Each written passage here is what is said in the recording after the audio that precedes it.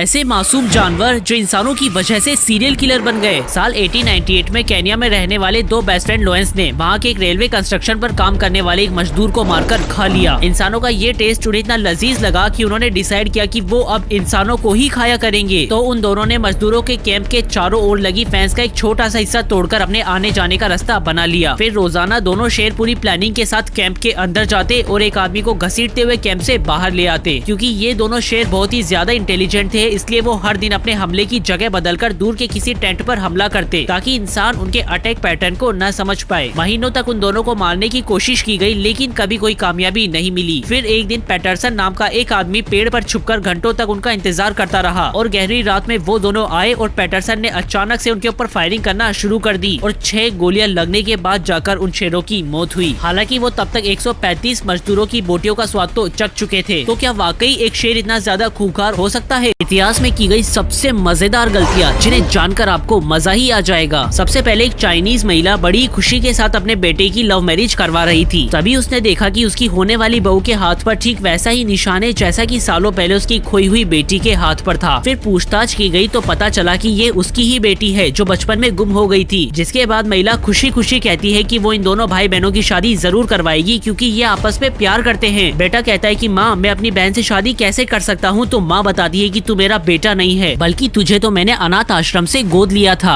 Next 1991 में धर्मगुरु Daniel ने बाइबल का एक चैप्टर पढ़ा जहाँ हजारों साल पहले डेनियल नाम के लड़के को भूखे शेरों के सामने फेंक दिया जाता है और ऊपर वाले के करम से शेर उसे कुछ नहीं करते। डेनियल इस स्टोरी से इतना इंस्पायर हुए कि वो एक जू में शेरों के पिंजरे में घुस गए और लोगों से कहा कि चिंता न करो, मुझे यकीन है कि गॉड इन शेरों का मुंह बंद कर देंगे। फिर धीरे धीरे शेर डेनियल के पास आए और डेनियल का मुंह परमानेंटली शट डाउन कर दिया। इस हादसे के बाद डेनियल स्वर्ग में बैठकर क्या सोचता होगा? 2022 खत्म होने से पहले और भी मजेदार होने वाला है। सबसे पहले साइंटिस्ट ने हाल ही में एक 48,500 साल पुराने ज़ॉम्बी वायरस को फिर से जिंदा कर लिया है जो सालों से एक जमी हुई झील के बहुत अंदर दफन था। इतना ही नहीं, साइंटिस्ट को 12 और ऐसे वायरस भी वहाँ मिले जो हजारों सालों से निष्क्रिय अवस्था में वहीं पड़े थे। अब इन्हें दोबारा से जिंदा करने के बाद साइंटिस्ट कह रहे हैं कि ये वायरस दुनिया के लोगों के हेल्थ के लिए एक बहुत बड़ा खतरा साबित हो सकते हैं। नेक्स्ट, बिहार में चोरों का एक ग्रुप पूरा का पूरा मोबाइल टावर ही चुरा ले गया। दरअसल ये सारे चोर सूट बूट पहनकर जहाँ मोबाइल टावर लगा था उस आदमी के घर जाकर कहते हैं कि ये कंपनी की तरफ से आए हैं और भारी नुकसान की वजह से इस टावर को यहाँ से हटाया जा रहा है। जिसके बाद दिन दहाड़े 3 दिन तक गैस कटर से टावर की कटाई हुई और फिर वो उसे लेकर गायब हो गए। बाद में जब कंपनी ने नोटिस किया कि एक टावर का सिग्नल मिसिंग है तब उन्हें पता चला कि सिग्नल नहीं, यहाँ तो पूरा का पूरा टावर ही मिसिंग है। इसी तरह हाल ही बिहार में एक ट्रेन का इंजन, सरकारी रोड और लोहे का पूरा ब्रिज भी चोरी हो चुका है। तो क्या अब हम वाकई कह सकते हैं कि मेरा देश बदल रहा है? क्या आप 2023 का फ्यूचर बता सकते हैं? तो शायद साइंटिस्ट के पास अब इसका जवाब है। दरअसल बाबा वेंगा की 12 साल की उम्र में एक रेतीले तूफान में आंखों की रोशनी चली जाती है, जिसके बाद इन्हें आसमानी करिश्माई ताकत मिल गई और ये दुनिया का वो हिस्सा देखने लगी जो हम आम इंसान नहीं देख सकते। और तब से ये भविष्यवाणियां करने लगी जो 85% तक एक्यूरेट साबित हुई है। इन्हीं प्रेडिक्शन में इन्होंने बताया कि 2023 में हमारी पृथ्वी अपनी ऑर्बिट से थोड़ा सा सरक जाएगी। हालांकि ये थोड़ा सा हिलना हमारी पूरी दुनिया हिला डालेगा। नेक्स्ट, आने वाले साल में पहला लेबोरेटरी मानव पैदा होगा जो पूरी तरह से लैब के अंदर ही बनाया जाएगा। पावरफुल देश खतरनाक बायो वेपन्स के एक्सपेरिमेंट इंसानों पर करेंगे जिसके नतीजे में हजारों इंसान मौत के घाट उतार दिए जाएंगे और एलियंस के हमले में लाखों लोग इस दुनिया से गायब हो जाएंगे, जिससे शायद थैनोस की आत्मा को शांति मिल जाए। फाइनली एक न्यूक्लियर पावर प्लांट में एक्सप्लोजन होगा जिससे एक टॉक्सिक क्लाउड बनेगा जो पूरे एशिया को ढक लेगा और फिर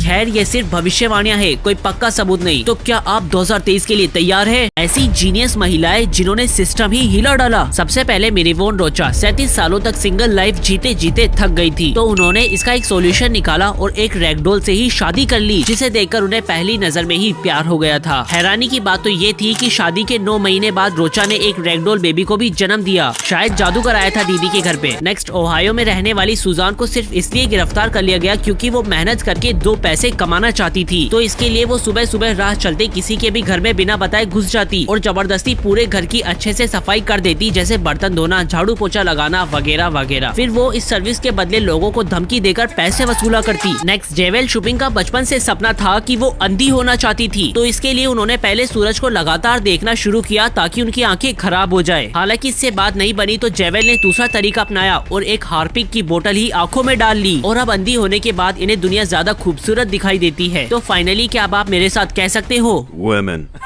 एक टीनेजर लड़की जिसने अकेले ही पूरा सिस्टम हिला डाला। दरअसल साल 1998 में 14 साल की नताशा को उसकी मोम ने स्कूल छोड़ा और उस दिन के बाद से वो कभी घर लौटकर ही नहीं आई। उसके पेरेंट्स ने पुलिस को इन्फॉर्म किया। फिर नताशा को ढूंढने की बहुत कोशिशें की गई, लेकिन उसका कोई सुराग नहीं मिला और नताशा को ढूंढते ढूंढते 1 साल से ज्यादा बीत गया। सभी को लग रहा था कि नताशा हमेशा के लिए जा चुकी है। तभी एक लोकल सीरियल किलर ने ये कन्फेस किया कि उसी ने नताशा को मारा है, जिसे सुनकर उसके पेरेंट्स पूरी तरह से टूट गए। फिर 4 साल बाद नताशा मर्डर केस का कोर्ट में ट्रायल शुरू किया गया, लेकिन इसी ट्रायल के बीच में पुलिस प्रोसिक्यूटर्स ने कहा कि इस किलर ने नताशा को नहीं मारा और 5 साल बाद लोगों को पता चला कि ये लड़की नताशा जिंदा है और इतने सालों से ये अपने ही घर से 5 मिनट की दूरी पर अपने बॉयफ्रेंड के घर की अलमारी में छुपकर रह रही थी, क्योंकि इसे अपना बॉयफ्रेंड फैमिली से ज्यादा प्यारा था। तो क्या नताशा के लिए कहा जा सकता है ओ माँ गो टुरू लव।